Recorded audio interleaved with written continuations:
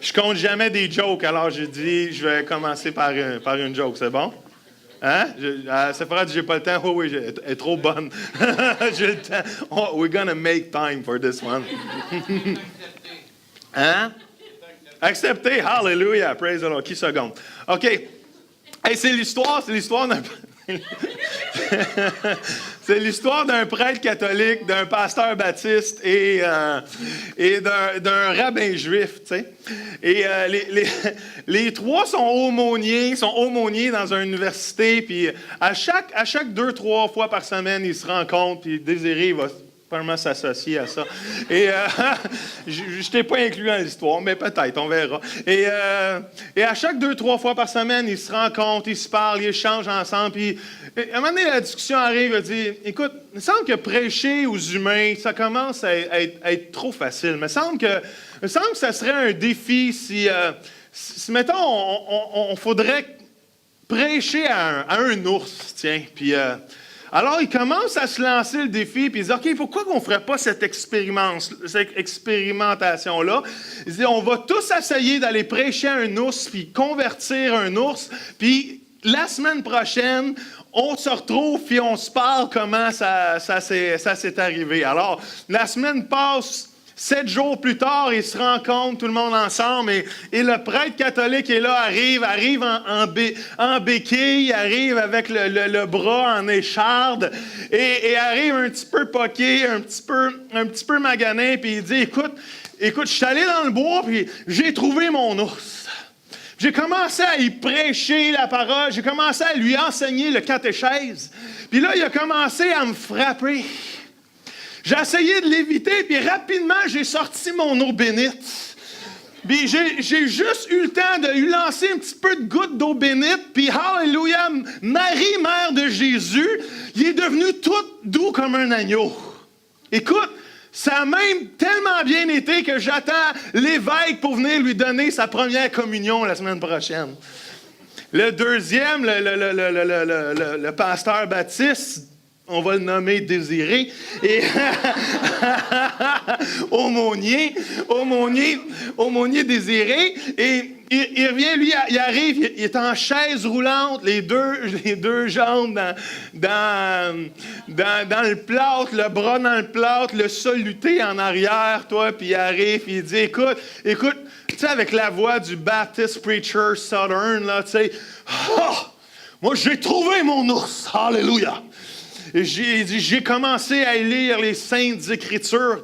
Puis on a commencé, il ne voulait rien savoir de moi, mais on a commencé à chamailler, on a commencé à se tirailler ensemble. J'ai commencé à essayer de le convaincre, on a commencé à débouler ensemble la colline, puis on s'est retrouvés dans le ruisseau. J'en ai profité pour l'agripper par les cheveux, puis je l'ai calé la tête dans l'eau, puis je l'ai baptisé, hallelujah, et il est devenu calme comme un agneau. Écoute, ça a tellement bien été qu'on a loué le Seigneur ensemble en attendant l'ambulance. Alléluia.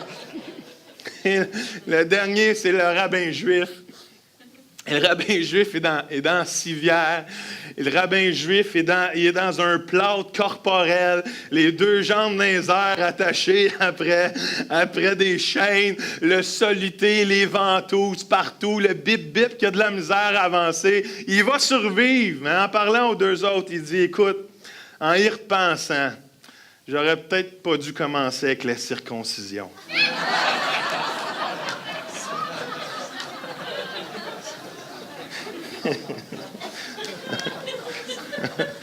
Come on, avoue, c'est un 10. JP dit, de où tu sors, Joël, le matin? Écoute, le pire, c'est que c'est ma femme qui me l'a raconté. Alors, quand ma femme me conte une joke, c'est parce qu'elle est vraiment bonne, all right? All right, alors, on commence. Êtes-vous prêts? Hey, ça a pris 3 minutes, ça commence fort. Colossiens 1, 24, 29. On finalise la série Vive puissamment ce matin et on va lire le texte du début. Il y a le 6 messages qu'on a basé notre série là-dessus et je vais recommencer là ce matin. Colossiens 1, 24, 29 qui dit ceci, « Je me réjouis maintenant dans mes souffrances pour vous et je supplée dans ma vie à ce qui manque aux peines infligées à Christ pour son corps, c'est-à-dire l'Église. C'est d'elle que je suis devenu le serviteur conformément à la charge que Dieu m'a confiée pour vous annoncer pleinement la parole de Dieu, le mystère caché de tout temps et à toutes les générations, mais révélé maintenant à ses saints. En effet, c'est quoi ce ministère-là? C'est que Dieu a voulu leur faire connaître la glorieuse richesse de ce mystère parmi les non-juifs, c'est-à-dire Christ en vous, l'espérance de la gloire. Dites-le avec moi ce matin. Christ en vous, l'espérance de la gloire. C'est une chose que vous devriez savoir comme verset, c'est ces 7 mots-là. C'est lui que nous annonçons en avertissant et en instruisant toute personne en toute sagesse, afin de présenter à Dieu toute personne devenue adulte, dans le sens de mature en Jésus-Christ. Verset 29 qui dit ceci, c'est à cela que je travaille, en combattant avec quoi? Avec sa force qui agit puissamment en moi. Amen. Papa Céleste, alors qu'on conclut, Seigneur, cette série de messages de vivre puissamment, Seigneur, je te prie de venir sceller cette identité dans nos vies. On n'est pas appelé, Seigneur, à vivre d'une façon faible, mais tu nous appelles forts et puissants, libres, Seigneur. Et on veut être ces chrétiens, ces gens, ces hommes et ces femmes de Dieu, ces enfants, ces ados qui te suivent d'une façon puissante et forte, Seigneur. Et à cause de la puissance qui agit en nous, Seigneur, tu nous appelles à bouleverser le monde qui nous entoure, Seigneur, dans le nom de Jésus. Amen. On a vu, le titre du message ce matin, c'est vivre puissamment, ou plutôt à l'école d'une vie puissante. Ce matin, on retourne à l'école. Ce matin, on vient de finir, mais les adultes, on retourne à l'école, et je veux qu'on soit à l'école d'une vie puissante. Mais avant, je veux faire juste un petit retour sur 3 des concepts qu'on a parlé dans les derniers messages. Pourquoi? Parce que ça va vraiment mettre le tremplin à ce que je veux vous dire ce matin. Et je veux vous rappeler un peu ce qu'on a étudié. Le premier message était Christ en moi, l'espérance de quoi? De la gloire. Et quoi? Le fait que Christ vit en moi me donne l'assurance, pas juste une espérance, parce que le mot ici, espérance, est une ferme assurance. C'est comme, c'est sûr que ça va arriver. C'est une ferme assurance de la gloire de Dieu. La gloire de Dieu, comme j'ai dit, dans ce texte, c'est non seulement une gloire à venir, et non seulement une représentation de la gloire éternelle, la gloire de Dieu qu'on va voir de l'autre côté, dans l'éternité, dans le paradis, éternellement avec lui, mais cette gloire aussi est présente. Pourquoi? Parce qu'il est en train de dire que c'est un mystère qui est révélé maintenant et qui agit puissamment dans ma vie. Et Dieu veut manifester sa gloire. Vous savez, le fait que Christ est en moi me donne la ferme assurance d'espérer, de s'attendre que la gloire de Dieu va se manifester. Êtes-vous là ce matin? All right? C'est pas à cause que je suis plus beau qu'un autre. Même si c'est vrai. C'est une joke, mais tu sais, all right. C'est pas à cause que je suis meilleur, c'est pas à cause que whatever, j'aurais plus d'expérience. Le fait que la gloire de Dieu puisse se manifester en dedans de moi, c'est parce que Christ vit en moi. Est-ce qu'il y en a que Christ vit en moi ce matin? Amen. Et Dieu, à cause de ça, veut manifester sa gloire. La gloire de Dieu, je vais rapidement, je m'essouffle, j'ai soif. Je vais rapidement ce matin. La gloire de Dieu, dans la parole de Dieu, est associée souvent à la puissance de Dieu. Dieu manifestait sa gloire par des signes, des prodiges, des miracles, des vies transformées, des saluts, plein de choses comme ça, la multiplication des pains qu'on va parler ce matin. Et Dieu manifeste sa gloire de cette façon-là. Pourquoi? Parce que quand sa gloire représente, les gens sont attirés à lui. Come on! Deuxième chose, la gloire de Dieu représente aussi la bonté de Dieu. Dans Moïse, quand Moïse va dire à Dieu, Dieu, est-ce que je pourrais voir ta gloire? Et Moïse dit, personne ne peut voir ma gloire sans mourir, mais je vais passer devant toi et je vais te montrer quoi? Je vais te montrer quoi? Je vais te montrer ma bonté. La bonté de Dieu est une représentation de la gloire de Dieu. Et on peut s'attendre à un Dieu bon. Vous savez, on peut tellement être sûr. Comment? Christ en moi, l'espérance de la gloire. Je pense que je vais vous faire un poster. Je vais demander à Émilie Sam qui vous fasse un poster. Puis qu'on vous l'affiche sur votre frigidaire. Ça doit être une phrase qui dirige vos vies. À chaque matin, Christ en moi, l'espérance de la gloire. Christ en moi, l'assurance. C'est comme... Vous allez peut-être trouver ça ridicule, mais c'est comme si je vivrais ma vie avec 2 anges de 12 pieds de haut à côté de moi avec leur épée. Je ne sais pas pour vous, mais si je rencontrerais un obstacle dans la vie et je sais que j'ai 2 anges de 12 pieds avec leur épée aux côtés de moi, prêts à combattre pour moi, il me semble que j'aurais un petit peu plus d'assurance. Hein? Qu'est-ce que vous en pensez? Hein? Les ours seraient faciles à évangéliser. À moins que... Puis eux les circonciront, ils ont une épée. C'est bon. All right. Mais c'est ça l'espérance de la gloire. La deuxième chose que j'ai parlé, c'est que dans vivre puissamment, c'est toute l'idée du caractère. Come on. L'idée d'avoir un caractère puissant, fort, solide, ancré dans la parole de Dieu. Dieu nous appelle à être puissants et libres. Et le concept que je voulais essayer de vous expliquer, que je trouve ça tellement important, en équipe de leadership, on en parle à toutes les semaines, hein, Steph, c'est un sujet. Pourquoi? Parce qu'on est appelé à marcher puissamment. On est appelé à être puissant et libre, c'est d'être capable de faire la volonté de Dieu sans que personne m'oblige de le faire. Être puissant et libre, c'est tellement libre que je suis capable de contrôler ma vie. Dieu nous appelle quoi? Un fruit de l'esprit, c'est quoi? C'est quoi? La maîtrise de soi, le contrôle de soi. C'est d'être tellement fort spirituellement, d'être capable de contrôler ma vie, de prendre les choix qui vont plaire à Dieu afin de marcher et de discerner sa volonté, de marcher dans ce qui est bon, agréable et parfait. Ça fait du sens? Être libre, ça ne veut pas dire faire ce que je veux. Aujourd'hui, la liberté, c'est « Hey, laisse-moi donc, je suis libre, laisse-moi donc faire ce que je veux. » Non, c'est pas ça la vraie liberté. La vraie liberté, c'est que je suis libre, il n'y a personne qui m'oblige, mais je suis tellement puissant que je fais le choix qui va glorifier Dieu. Comment? Ça, c'est être libre. Vous savez, Dieu nous donne tellement de la liberté que si on n'avait pas le choix, si on n'avait pas le choix, la possibilité, c'est dans ce sens-là, je dis, de rejeter Dieu, on ne pourrait pas être puissant et fort pour choisir Dieu. Allô? Est-ce que vous voulez que je le répète? OK.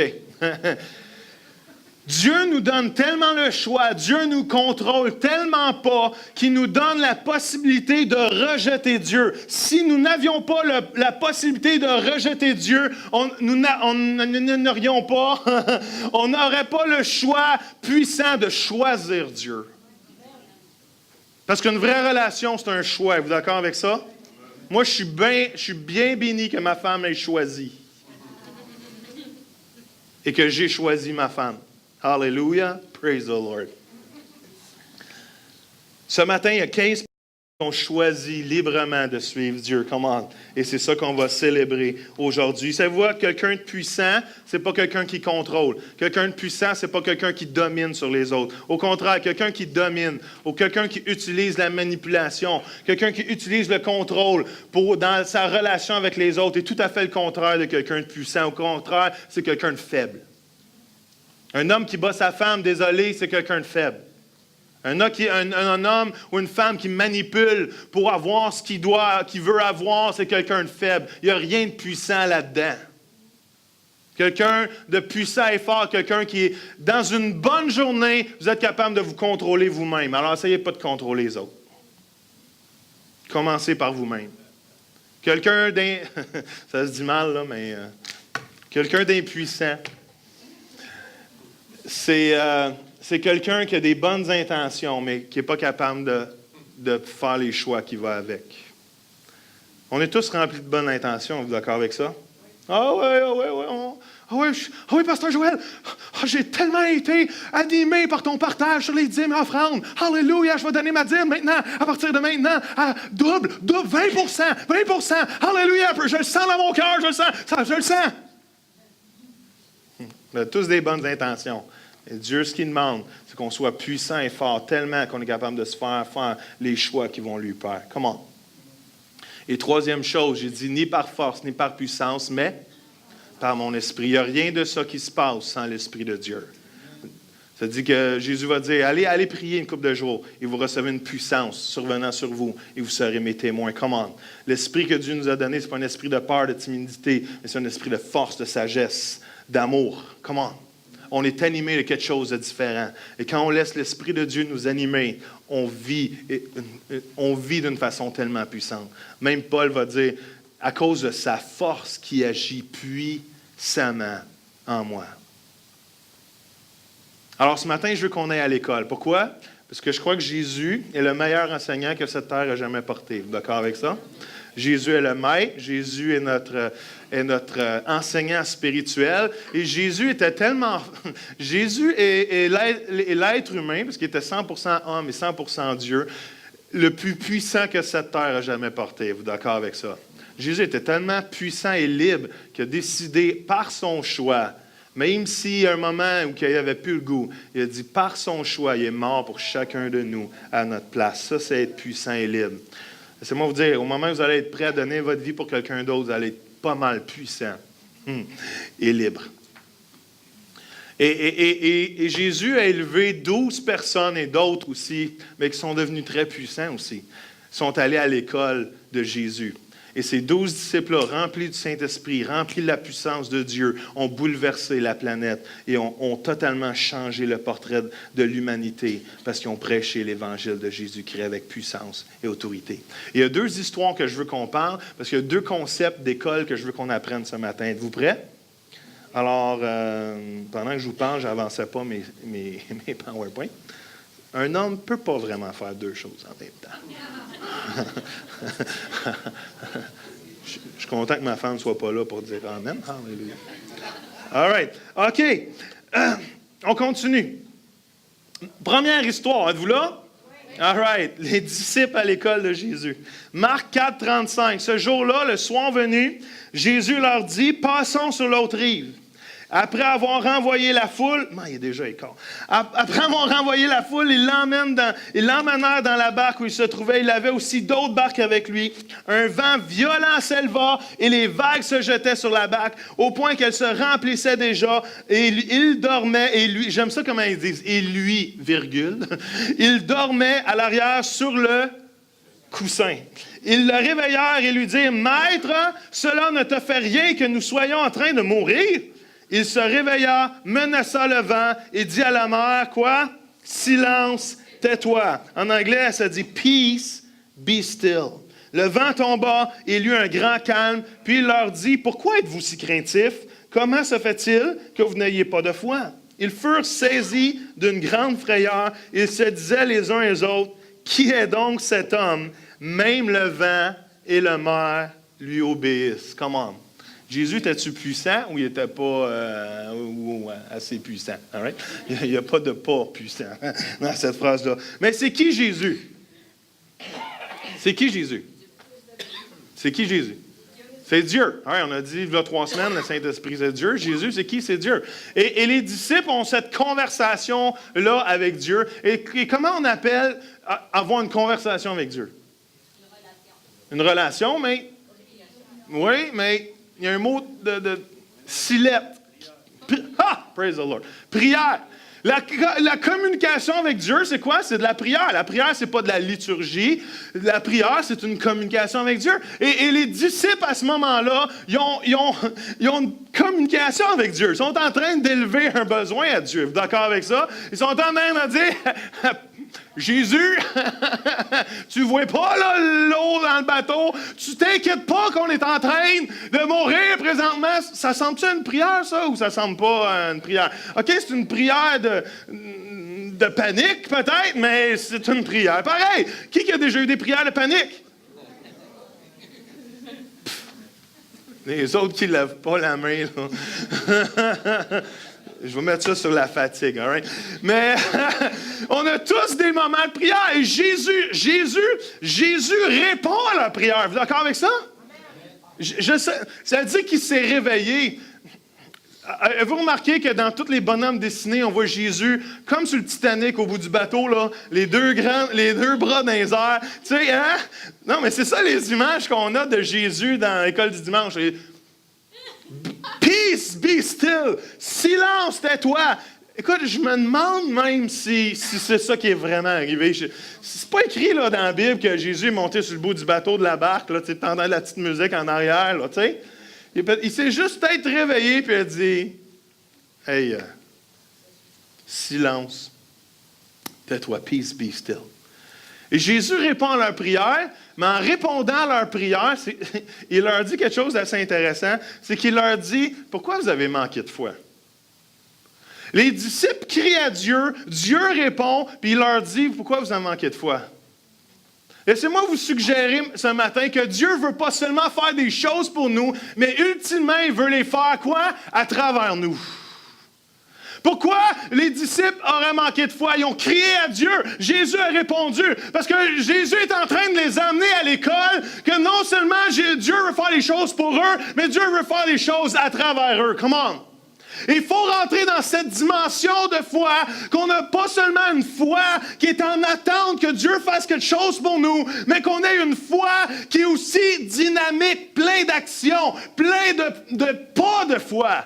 Le juste vivra par la foi. Comment? Et quand Jésus rentre dedans à l'école de la vie puissante, il est en train de leur dire, comment? Non seulement je veux faire des choses pour toi, mais je veux que tu développes ta foi d'une façon tellement puissante que je vais agir à travers toi. Comment? Est-ce que vous êtes là ce matin? La foi est non seulement une espérance, mais aussi une action. Nous n'avons pas... ça c'est bon. Nous avons seulement l'autorité sur les tempêtes au travers lesquelles que vous pouvez dormir. Ça, c'est bon. Ça ne vient pas de moi, mais c'est bon. On a seulement l'autorité sur les tempêtes dans lesquelles on peut dormir. Jésus était tellement puissant dans la paix qui l'animait. Écoutez bien ça.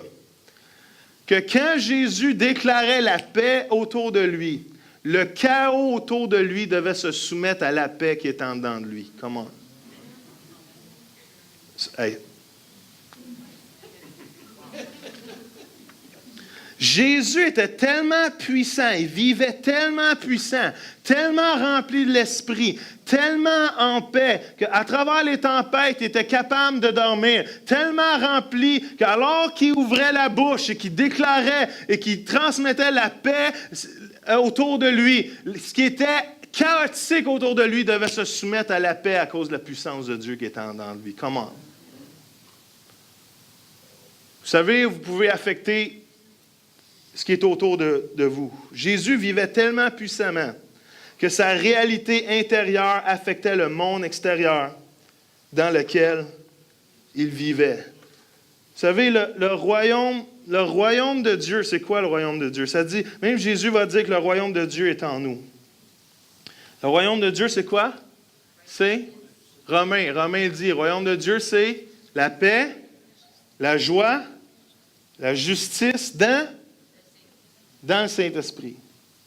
Si le Saint-Esprit est en moi, le royaume de Dieu est en moi, et la paix de Dieu est en moi, la miséricorde, la justice de Dieu. La justice, ce n'est pas de juger les autres. On s'entend, la justice de Dieu est en moi. Attention les amis. Non. La justice, c'est tout l'aspect d'être sanctifié, libéré, transformé, d'être rendu juste par la grâce de Dieu. Tout cet aspect-là de justice est en moi, la joie est en moi. Et je peux tellement être rempli de la paix de Dieu que je peux relâcher cette atmosphère-là autour de moi à un tel point que l'atmosphère change à cause de ce que je vis à l'intérieur de moi. Vous me croyez-vous? Oui. Parce que si vous ne me croyez pas, je vais vous expliquer le contraire. Tout le monde a déjà rencontré quelqu'un qui rentre dans la salle et que tout d'un coup, l'atmosphère change. Quelqu'un qui critique a la capacité surnaturellement négative de totalement emmener 4-5 personnes totalement neutres à critiquer avec elle.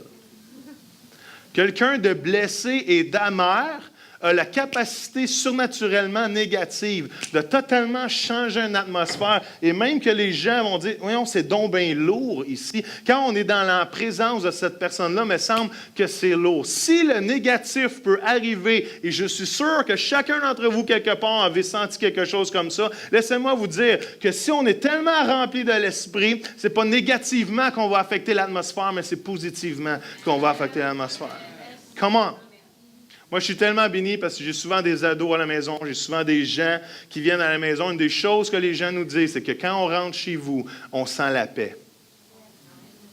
C'est tellement paisible, on resterait toujours ici.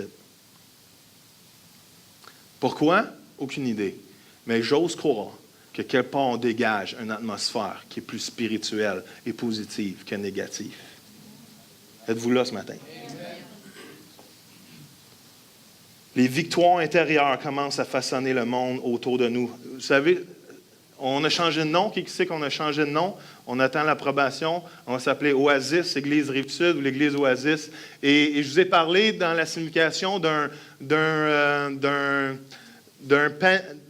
palmier dattier. Ça, c'est un palmier dattier. Il y en a-tu des dates? Oui, il n'y en a pas. Ça, c'est tout rouge. Pour vous dire à quoi regarder. Les petites affaires rouges, c'est toutes des dates. Et le palmier dattier a cette capacité-là, comme j'ai expliqué, c'est d'aller chercher l'eau dans l'oasis, d'aller chercher la source de vie, de la prendre et de la transformer. Et à travers ces palmes, à travers les pans de ces palmes, il va dégager une atmosphère humide, il va dégager une petite bruine qui arrose les dattes et que les dattes, même au milieu de l'endroit le plus aride que la planète ne peut pas porter, qui s'appelle le désert, les dattes vont fleurir, vont rester molles dans un sens, merci. C'est tellement un beau mot. Ils vont rester molles. c'est scientifique, là. Ils restent molles. puis, excusez, mais vous savez, des fois, je souffre de déficit d'attention à mes propres messages. All right. Et cette capacité-là de changer, et même il y a des endroits que c'est tellement frais dans des oasis que tu vas avoir besoin, au milieu d'un désert, de mettre une petite couverture parce que c'est frais. Laissez-moi vous dire, on est appelé de cette façon-là à aller puiser à la source du Saint-Esprit et d'être tellement puissant en Dieu qu'on dégage une atmosphère qui affecte le monde autour de nous. Comment? À un tel point que même Paul, son nom guérissait les gens. Comment?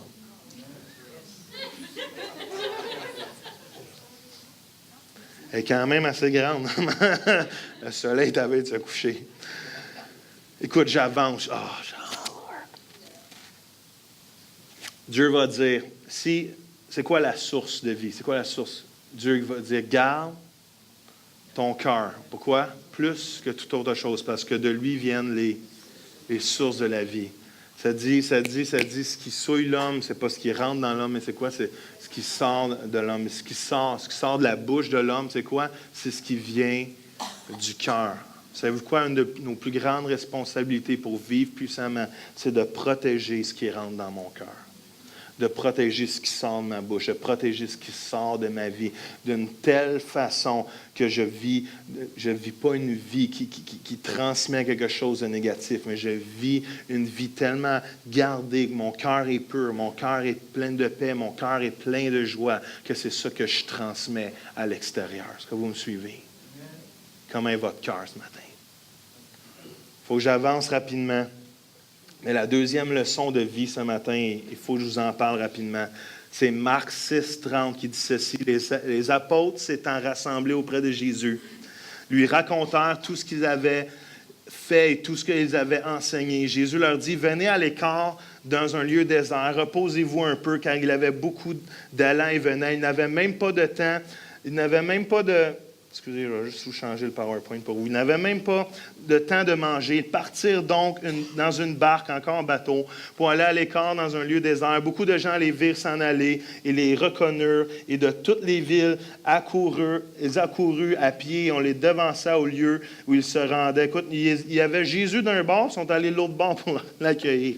Quand il sortit de la barque, Jésus vit une grande foule et fut ému de compassion pour eux parce qu'ils étaient comme des brebis n'ayant point de berger. Il s'est mis à leur enseigner beaucoup de choses. Comme l'heure était déjà d'avance, ses disciples s'approchèrent à lui dire, ce lieu est désert et l'heure est déjà avancée. Renvoie-les afin qu'ils aillent dans la campagne et dans les villages des environs de s'acheter de quoi manger. Jésus leur répondit, donnez-leur vous-même à manger. Puis il ne part pas à rire après. Tu sais, les disciples disaient, nous aussi, on veut être plein de compassion, Jésus. Mais dans le fond, eux autres aussi n'ont pas de manger, puis ils n'ont pas mangé depuis un matin. Ils sont tannés, ils sont déjà fatigués avant le voyage en bateau. Et Jésus voit une foule sans berger, ému de compassion. Les disciples sont là, bon, ça y est, Jésus est parti encore, on va le suivre. Fait qu'ils suivent Jésus, et ils enseignent toute la soirée, toi. Puis là, les disciples disaient, nous aussi, on est plein de compassion, Jésus, pour eux et nous-mêmes, on a faim. Est-ce qu'on pourrait les renvoyer manger? Donc, ils pourraient retourner dans le village. Et Jésus, il dit, pourquoi vous ne les nourrissez pas vous-même? Puis il ne rit pas après. Tu sais, comme on s'attendrait que Jésus dit, c'est une joke, gang. Ben oui, allez, relâchez-le. Qu'ils aillent manger dans le village, ils reviendront après souper, comme toutes les bonnes conférences. Non. Il est en train de leur dire, non, vous autres, nourrissez-les. Et tu sais, on n'a pas une scène, Jésus, on a juste 200 deniers. Et Jésus dit, qu'est-ce qu'on a? On a 5 pains, 2 poissons, parfait. Multiplication, Jésus prie, donne ça aux disciples et les disciples commencent à distribuer. C'est quoi la leçon 2 ici que je veux vous partager? C'est que Jésus veut non seulement faire des choses à travers toi, Dieu veut faire l'impossible à travers toi. Comment? Êtes-vous là ce matin?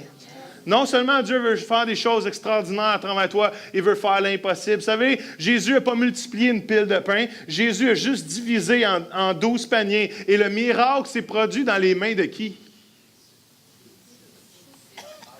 Quand les disciples ont commencé à partager la nourriture, ils ont vu dans leurs mains le miracle se passer, ils ont vu la multiplication se produire dans leurs mains et ils ont ramené encore plus de nourriture pour qu'eux autres peuvent manger parce qu'eux autres ont faim. Laissez-moi vous dire, Dieu est tellement puissant qu'il veut non seulement agir à travers vous, mais il veut faire des choses impossibles à travers vous. Puis qu'est-ce que je veux vous dire, alors que j'avance rapidement, c'est que quand Jésus commande quelque chose, il donne la capacité de l'accomplir aussi avec. Comment? Quand Jésus demande quelque chose, il donne la capacité de l'accomplir avec. Quand Jésus a dit aux disciples, c'est quoi Jésus? Il revenait de où? Savez-vous c'est quoi le contexte de l'histoire? C'est que les disciples venaient juste de revenir de leur premier voyage missionnaire. C'était le party. Jésus leur avait dit quoi? Il dit, prêchez le royaume, guérissez les malades. That's it. Prêchez le royaume, guérissez les malades. Les 70 sont là, sont tous heureux. Ça dit qu'ils racontèrent ce qui s'était passé. Ils sont fatigués, ils sont morts, mais ils sont en train de dire à Jésus, ce que tu as dit, c'était vrai. Tu nous as dit, fais ça, puis tu nous as dit, dites ça, puis tu nous as dit, faites ça, puis c'est arrivé. C'est quoi que Jésus est en train de leur enseigner, là, encore? Il est en train de leur apprendre le concept. Même s'il venait de le vivre, il venait de leur dire, écoute, quand je dis quelque chose, je vais l'accomplir. Jésus a dit, donnez-leur vous-même à manger. Pouf, miracle, 5000 personnes de nourries. Jésus veut tellement nous utiliser puissamment. J'ai une question pour vous. C'est quand la dernière fois que Jésus vous a commandé à faire quelque chose?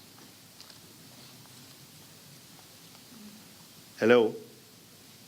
Si on veut voir le miraculeux de Dieu, si on veut voir la vie puissante, il faut avoir les oreilles attentives à ce que Dieu commande. Parce que quand je vis selon ce que Dieu commande, et je ne vous parle pas des 10 commandements ici, là, quand je vous parle de ce que Dieu commande, ce que Dieu vous dit à l'oreille, ce qu'il vous dit dans votre lieu secret, ce qu'il vous dit dans votre intimité, si on marche selon cette intimité-là, si on marche selon l'oreille attentive, quand Dieu révèle des choses, savez-vous quoi? Il va vous donner la capacité de le faire avec. Il va vous donner la capacité, les miracles, les ressources. Vous savez, on a un Dieu rempli de ressources. Comment?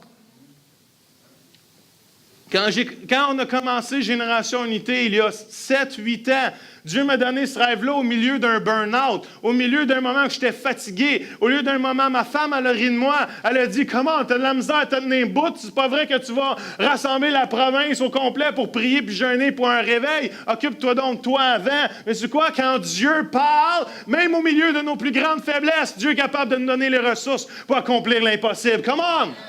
Êtes-vous là ce matin?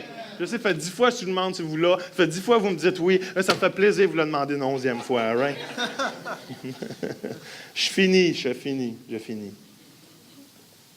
Aïe, aïe, aïe. Vous savez, quand on vit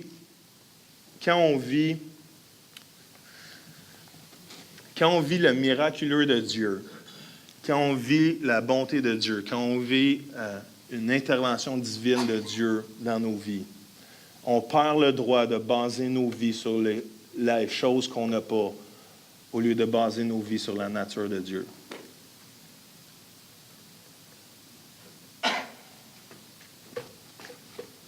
Je vais vous le répéter. Ça n'a pas rentré. Au moment que tu vis quelque chose de surnaturel avec Dieu, que tu vois la main de Dieu dans ta vie, que tu vois une intervention divine de Dieu dans ta vie, tu perds le droit de vivre ta vie basée sur tes manquements au lieu de baser ta vie basée sur la nature de Dieu. Est-ce que vous me suivez? Je vais aller en arrière. Il me reste. Parce qu'en avant, ils n'ont pas l'air à comprendre. Je vais juste voir si j'ai plus de chance avec le deuxième palier. Quand tu vois la main de Dieu agir dans ta vie, quand tu vois la bonté de Dieu, l'action surnaturelle de Dieu, tu perds le droit de baser ta vie sur les manques qu'il y a dans ta vie au lieu de les baser sur la nature de Dieu. Ils disent Amen, mais je ne suis pas sûr qu'ils ont compris. Je pense qu'ils veulent juste avoir l'air plus intelligent que le palier dans Je vous agace. Ce que je suis en train de vous dire, c'est qu'au moment que tu vois Dieu agir dans ta vie, ça serait une erreur de maintenant vivre notre vie en regardant au manquement au lieu de se fier au surnaturel de Dieu, puisque Dieu peut accomplir. Parce qu'il y a des choses qui nous manquent dans notre vie. Êtes-vous d'accord? Il y a des manquements financiers, des manquements à plein niveau, des manquements émotionnels, des manquements whatever, peu importe ce qui pourrait nous manquer. Mais dès qu'on a vécu le surnaturel de Dieu, plus jamais on devrait puiser notre vie dans ce puits-là, mais toujours puiser notre vie dans le surnaturel de Dieu. Amen? Êtes-vous là? All right. Pourquoi? Parce que la foi, je finis avec ça. La foi, c'est pas renier. La foi, c'est pas renier les circonstances. Il n'y a personne d'ici niaiseux. Même si quand ça va mal, on sait que ça va mal. OK? Puis la foi, c'est pas se dire ça va bien, ça va bien, ça va bien, ça va bien, ça va bien, ça va bien. All right? Puis dès que tu arrêtes, oh non, tu y repenses. Là, tu te dis, non, ça va aller bien, ça va aller bien, ça va aller bien. J'y pense plus. Non. La foi, La foi, c'est qu'elle renie la place d'influence des circonstances négatives dans notre vie.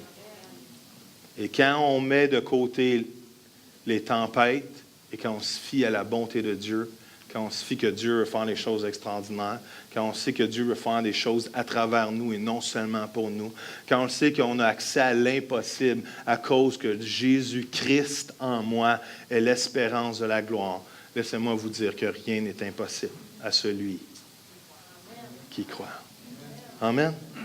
J'ai dépassé mon temps et il faut aller se baigner. Mais j'aimerais ça juste qu'on finisse une prière rapide. Right? Est-ce qu'on peut juste se lever debout? S'il y en a qui veulent nous aider pour démonter le stage, ça serait vraiment extraordinaire. Avant que vous me quittiez, on se dépêche dans le sens que allez chercher de la bouffe, venez avec nous, ça va être vraiment l'église, venez avec nous célébrer. Et Seigneur, je veux juste... y en a-tu qui veulent cette vie puissante ce matin? Peut-être juste lever la main. Seigneur, dans le nom de Jésus, Seigneur, je te prie de nous remplir de cette puissance qui n'est pas, qui est pas lointaine, qui est proche, c'est le Saint-Esprit, Seigneur.